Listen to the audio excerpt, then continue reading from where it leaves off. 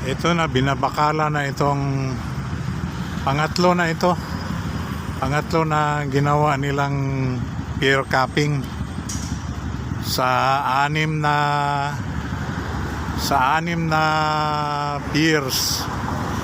Tiga-anim ito eh.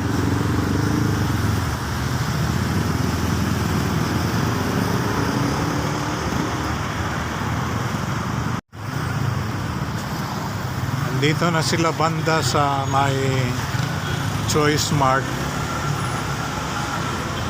Itong nakikita ninyo mga sasakyan, yan yung papuntang Buhangin.